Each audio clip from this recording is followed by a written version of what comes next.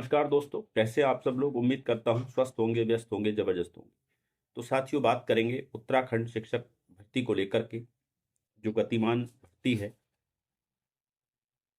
1670 पदों पर, उसको लेकर के क्या लेटेस्ट अपडेट है उस पर बात करेंगे। जैसा कि आप सभी जानते हैं, जब से ये भर्ती निकली है तब से इसमें कानूनी अड़चनें आ रही हैं। आपने देखा, पहले जो राज्य में डायर डीएलएड से जो प्रशिक्षण प्राप्त कर रहे हैं, जिनका अभी रिजल्ट नहीं आया है, जिनका कोर्स अभी कंप्लीट नहीं हुआ है, उन लोगों ने इस भर्ती में शामिल होने के लिए प्रयास किए। आप जानते हैं, निदेशालय पे हंगामा किया और साथ ही उसके बाद माननीय उच्च न्यायालय में याचिका डाली थी कि हम लोगों को भी इस भर्ती में शामिल होने का मौका मिलना चाहिए और इस भर्ती को जो अंतिम तिथि है उसको जो है आगे हटा देना चाहिए, इस भर्ती को टाल देना चाहिए, हम लोगों को इसमें भर्ती को शामिल होने का मौका मिलना चाहिए। लेकिन माननीय उच्च न्यायालय ने उनकी इस बात को दरकिनार करते हुए उनकी याचिका को खारिज कर दिया था। आप ये सबने देखा होगा। इसके बाद जो है, जो राज्य में ऐसे बीएड धारी हैं जिन्होंने 2017-19 के बीच एनआईएस से ब्रिज कोर्स किया था, उन लोगों में से 169 लोग जो हैं, 169, माननीय सर्वोच्च न्यायालय में इस भर्ती में शामिल होने के लिए याचिका लेकर के गए थे।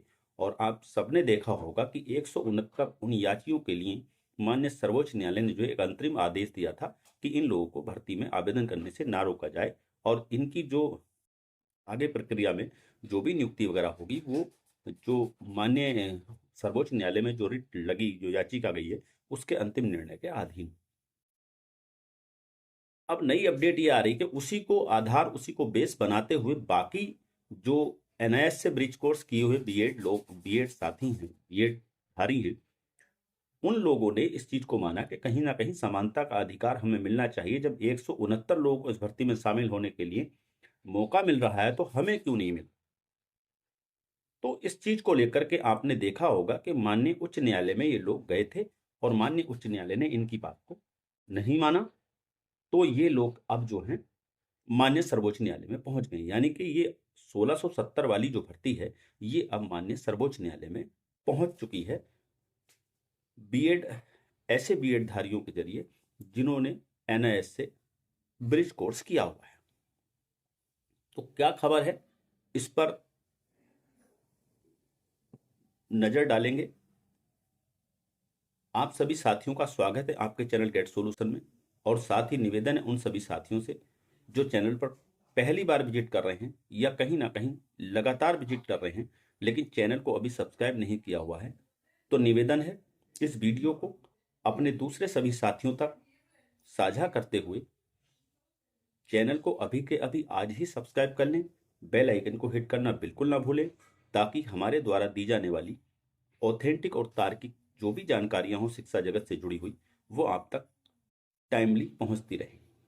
तो साथियों, शुरू करते हैं। खबर आपकी स्क्रीन पर है।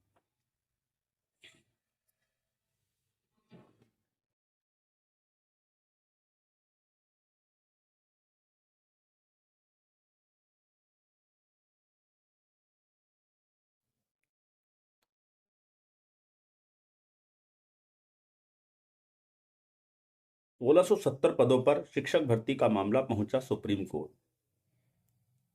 प्रशिक्षित अभ्यर्थियों ने भर्ती में शामिल होने के लिए दाखिल की याचिका। प्रदेश में खासकर शिक्षा विभाग में प्राथमिक शिक्षकों की कोई ऐसी भर्ती नहीं है जो कानूनी दांव पेच में ना उलझे। अब इन दिनों राज्य भर में 1670 पदों पर चल रही भर्ती का मामला भी सुप्रीम कोर्ट पहुंच गया है। सरकारी प्राथमिक विद्यालयों में शिक्षकों की भर्ती के लिए 61,861 अभ्यर्थियों ने आवेदन किए हैं। भर्ती के लिए बीएड अभ्यर्थी पात्र नहीं है, लेकिन बीएड के बाद 6 महीने का ब्रिज कोर्स कर चुके प्रशिक्षित अभ्यर्थियों ने इस भर्ती में शामिल करने के लिए या होने के लिए सुप्रीम कोर्ट में याचिका दाखिल की है। इन अभ्यर्थियों का कहना है कि उन्हें 2 वर्षीय डीएलएड के समकक्ष मानते हुए नियुक्ति प्रक्रिया में शामिल किया जाए।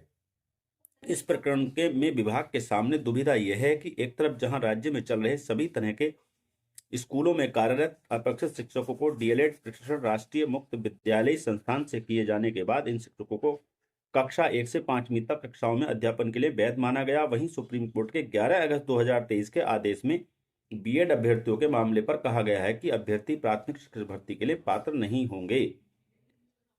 12 को होगी काउंसलिंग। प्राथमिक शिक्षक भर्ती के लिए 12 जनवरी को सभी जिलों में एक साथ काउंसलिंग होगी, जिससे एक अभ्यर्थी के एक जिले में चयन के बाद उसे दूसरे जिले में चयन का मौका नहीं मिलेगा। अब डीएलएड अभ्यर्थी क्या चाहते हैं? डीएलएड अभ्यर्थी चाहते हैं जल्द हो भर्ती।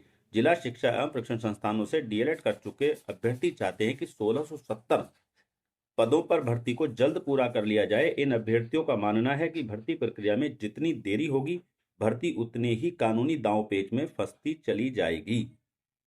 शिक्षा निदेशालय शासन को लिखा पत्र। शिक्षक भर्ती के मामले में सुप्रीम कोर्ट में पहुंचने पर शिक्षा निदेशालय ने शासन को पत्र लिखा है कि प्रकरण की पैरवी के लिए एडवोकेट ऑन रिकॉर्ड नामित किया जाए। साथ ही शिक्षकों की भर्ती के मामले में ममता पाल व अन्य की ओर से सुप्रीम कोर्ट में याचिका दाखिल की गई है। अभ्यर्थी इस मामले को लेकर पहले हाई कोर्ट गए थे, लेकिन हाई कोर्ट से याचिका खारिज होने के बाद अब सुप्रीम कोर्ट में याचिका दाखिल की गई है। तो साथियों, ये खबर है, यानी कि यहाँ पर जो बीएड प्रशिक्षण जो अभ्यर्थी हैं और जिन्होंने 2017 से 19 के बीच एनआईएस से ब्रिज कोर्स किया हुआ है, उनका मानना ये है, उनकी मांग ये है कि हमें जो है, जो डायट डीएलएड है या डीएलएड प्रशिक्षण है, उसके समकक्ष माना जाना चाहिए और हमें इस भर्ती में मौका मिलना चाहिए। तो सवाल यहां पर यह बनता है कि मैं बड़े खुले मन से और स्पष्ट तौर पे आपको ये बता देना चाहता हूं कि जो 169 साथी भी हमारे बीएड ब्रिज कोर्स वाले इस भर्ती में शामिल हो रहे हैं माननीय सुप्रीम कोर्ट के इंटरिम रिलीफ के कारण, ये उनके लिए भी आप समझिए, वो भी ऐसा नहीं है कि वो भर्ती में अंत तक बने रहेंगे या उनकी नियुक्तियां हो जाएंगी या उनकी नियुक्तियां वैध होंगी। क्योंकि इसका जो मूल आप समझेंगे, मूल आप देखिए, इसमें क्या है, बीएड महत्वपूर्ण जो भूमिका है वो बीएड, क्योंकि बीएड इनवैलिड है 1 से 5 के लिए, तो ब्रिज कोर्स के साथ अगर उसे वैलिड कर दिया जाए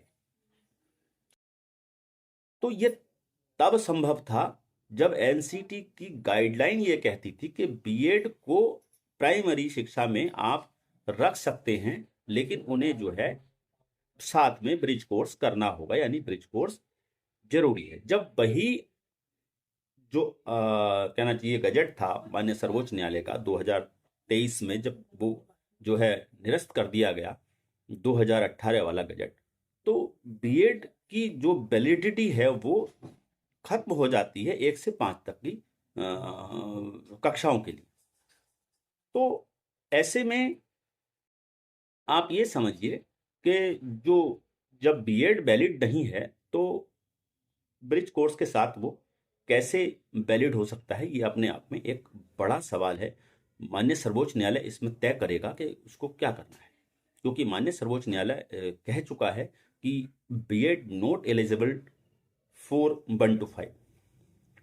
अब ऐसे में अगर किसी वजह से आप ये मान के चलो कि अगर इस भर्ती में ऐसे बीएड ब्रिज कोर्सधारी लोगों को अगर नियुक्तियां मिल जाती, भर्ती में शामिल होना एक अलग बात है और नियुक्तियां मिलना एक अलग बात है।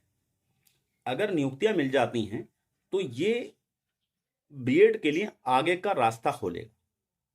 भाई जब इनको आप दे सकते हैं तो बीएड के साथ जो लोग भी ब्रिज कोर्स कर लेंगे, भाई ब्रिज कोर्स, भाई बीएड के साथ अगर ब्रिज कोर्स करा दिया जाए, भाई बीएड वाले मांग कर लेंगे कि हमारे लिए आप ब्रिज कोर्स निकालिए, हम भी ब्रिज कोर्स करके 1 to 5 में पढ़ाने के लिए तैयार हैं, हम भी तैयार हैं, भाई हमें क्या दिक्कत है।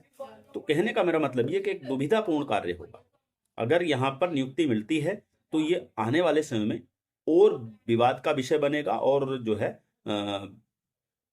बीएड जो है लगातार हर राज्यों में जाकर के जो भी वैकेंसी निकलेंगी, जो भी भर्ती निकलेंगी, वहां पर जाकर के अपना दावा प्रस्तुत करेगा और लगातार ये मामला जो माननीय सर्वोच्च न्यायालय में जाएगा। और ये जो है एक मामला कुल मिला के जो 23 अगस्त 2000 यानी 11 अगस्त 2023 का जो निर्णय है माननीय सर्वोच्च न्यायालय का, कहीं ना कहीं उसको जो है टॉलरेट करेगा, उसको जो कहीं ना कहीं उसका उल्लंघन करेगा। तो कुल मिला के ये है कि क्या सवाल यही है कि क्या सभी बीएड ब्रिज कोर्सधारी जो उत्तराखंड में हैं, क्या उन सबको इस भर्ती में शामिल होने का मौका मिलेगा? क्या उनकी नियुक्तियां होंगी? ये अपने आप में एक बड़ा प्रश्न है और देखते हैं माननीय सर्वोच्च न्यायालय इस मामले में अभी क्या रुख अपनाता है, क्या आदेश देता है। ये अपने आप में जब सुनवाई होगी उसके बाद ही स्थितियां क्लियर होंगी। बहरहाल ये अपडेट थी जो आपके सामने साझा की गई है। उम्मीद है आपने वीडियो को पूरा देखा होगा। अगली किसी और कोई अपडेट होगी उसको लेकर के फिर आपके बीच उपस्थित रहूंगा। तब तक के लिए साथियों नमस्कार, धन्यवाद। आपका दिन बहुत बहुत शुभ हो।